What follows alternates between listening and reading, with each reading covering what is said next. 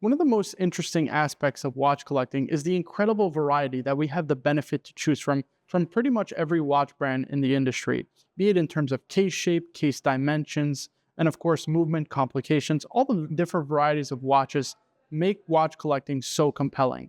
Now, my personal favorite of late has really been focusing in on watch dial. The aesthetics of the watch are just so important to me, especially nowadays, and I think it's true for most watch collectors. And so today I wanted to go over my top 5 favorite watch dials that brands use. So let's get right into it.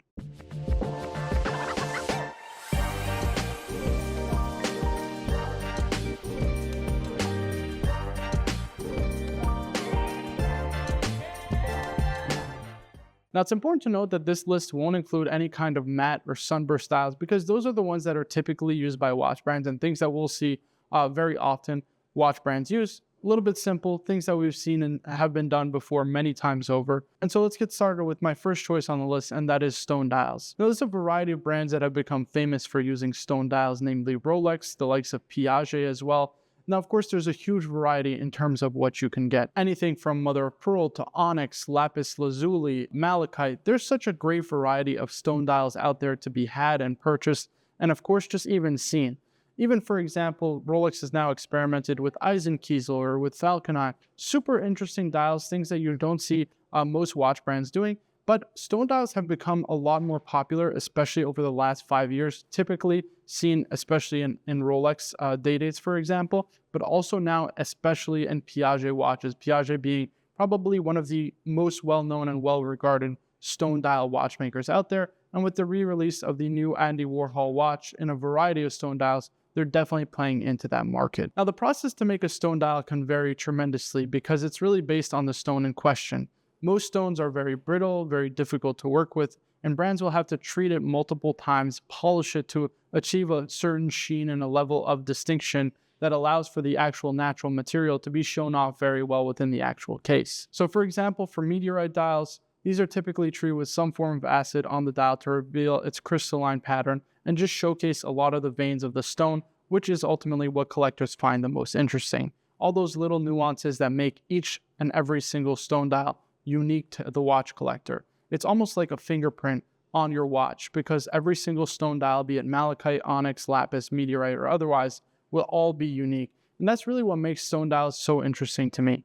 Not only is it the variety, but the fact that each and every single one is essentially a piece unique on your wrist, unique to the wearer, and unique, of course, to that specific watch. And I think it's just a spectacular genre of dial making. Now, of course, stone dials can vary tremendously in price in terms of the brand, the model, but also in terms of the material used. Let's take, for example, mother of pearl. There is the traditional kind of white mother of pearl that most of us are used to seeing, but Rolex also uses, for example, Tahitian mother of pearl, which is a little bit more premium. Also, for example, like the meteorite dials, which in some cases like Rolex will use the Gibeon meteorite. In other cases, other watch brands will use a meteorite that's far more prevalent and available, and so the price obviously is dramatically reduced as a result. Now, all these little nuances will make stone dials some of the most interesting on the market and also some of the most pricey, as they are well regarded by watch collectors because aesthetically they're some of the best dials in the entire watch industry. My second choice of watch dial has to include Aventurine dials. These are just spectacular watches that really shine and sparkle in the sunlight,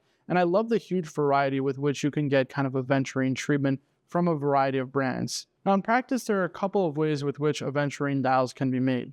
One is by using a natural Aventurine stone, which is the typical treatment by most watch brands. They polish it, they bring it out the sheen and the flux of the stone, which kind of makes it really sparkle and pop in the sunlight. But there is another form of treatment in which Aventurine dials can be made, which is actually creating an artificial Aventurine dial. Now, this is a process where they heat up colored glass with copper and add in little sparkles of copper essentially to create that kind of sparkling effect that the Aventurine dials are so known for. Although these aren't natural stone dials, the effect will be extremely similar, and in some cases will actually be more unique and will pop a lot more because in that case, you're not really dependent on the cut of the stone, you're actually just dependent on how well you can kind of make the watch pop based on the amount of copper flux added to the dial. And again, it makes every single dial unique in that regard, right? Because no one dial will have the same amount of flux as another, which makes it, again, unique to the user. Now, Aventurine dials have become a lot more popular. You've seen the likes of A. Long and Zone use it, even now Christian Ward has an Aventurine dial, but it's become more and more into the fold over the last couple of years. Definitely a rarer dial, but one that I think makes a statement, especially with watch collectors, and has become truly sought after, especially of late, given just the incredible variety and the incredible sheen that these watches have, and the aesthetic beauty of it is second to none. Now, my third selection is one of my personal favorites. It is Guilloché dials. Extremely difficult to produce because of the limited amount of artisans left who are able to produce Guilloché dials. Now, Guilloché has been around for many years, but it was first added into watches by Abraham Louis Breguet all the way back in the 1700s.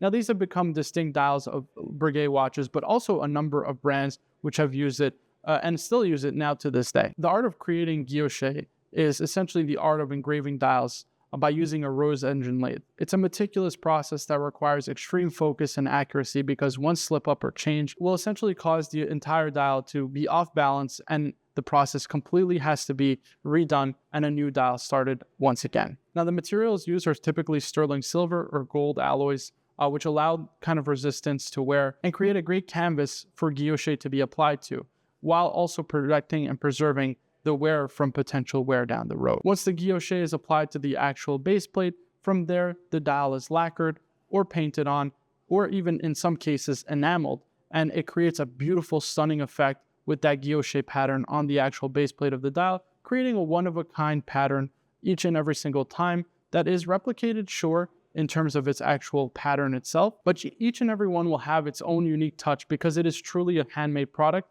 and so every single Guilloché dial won't be the same as a result. As I mentioned earlier, there are fewer and fewer artisans that are capable of creating Guilloché dials, which I think are aesthetically some of the most beautiful watches, but it is definitely a dying art out there. However, there is a watchmaker by the name of Kari Voutilainen who is taking up the helm of recreating and creating more and more Guilloché dials, allowing for accessibility for watch brands, but also keeping that artisanship alive in watchmaking, which is so important because ultimately, once that know-how or that savoir-faire is lost, then it's typically lost forever. My fourth pick is another one of my favorites, and it is enamel dials. I love enamel dials not just because of the incredible beauty and the sheen that these watches have, but especially because that each one is unique, and also the treatment can create such an amazing variety within the actual enamel genre. Now, standouts, of course, include the likes of Patek Philippe and Breguet, and it's also impressive to see what another brand, Enamel, has been able to make over the last couple of years at a very accessible price point for watch collectors. And it just goes to show you just how well beloved enamel dials are,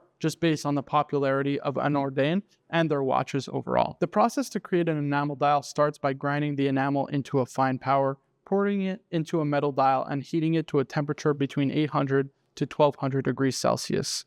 This will allow the enamel to melt and smooth itself out over the metal surface, which is essentially just the dial base plate. The dial is then fired and cooled multiple times in a process which requires extreme patience and extreme touch, because each and every single time you're firing and cooling the dial, there is a potential that the dial cracks, and ultimately that is unrecoverable damage, which means that the dial has to be discarded and a new one has to be made. It just goes to show you just how difficult, for example, a Patek Philippe 5231J is to produce. Imagine having to create those fine little intricacies and firing the dial and cooling the dial off over 20 times just to create that perfect desired pattern that one wants. I've heard the failure rate was as high as 1 in 20 dials, meaning for every 20 dials made, only one was accepted by Patek Philippe. So it just goes to show you just how difficult a process it is to make an enamel dial. Now, this makes enamel dials extremely rare and special, and definitely highly sought after. It's a know-how that requires extreme precision and definitely a high level of artisanship that only high-end watch brands like the likes of Patek Philippe, JLC, Breguet, and others are able to replicate. Again, super impressive for Enamel to be at their price point and create the kind of interesting enamel dials. I'm also a big fan of what Moser has done with enamel dials of late, particularly on the Streamliner and also in the Endeavor Perpetual. Absolutely amazing watches. The enamel effect is just second to none. And I must say that these are some of my favorite watches. I'm really excited to see what other enamel dials will come onto the market in the future. And last but certainly not least is probably my favorite dial of them all. It's actually no dial at all. I love a skeleton dial, a watch that has absolutely no dial, that just shows off the incredible artisanship and artistry of a watch brand and the watch's movement. I love to see the inner workings of it, because at the end of the day, I unfortunately can't wear a watch upside down, but I love to see those little mechanics kind of working together over time as the watch is keeping track of time. Now, skeleton dials can vary tremendously because there are definitely some bad ones out there, but there's a lot of good ones also.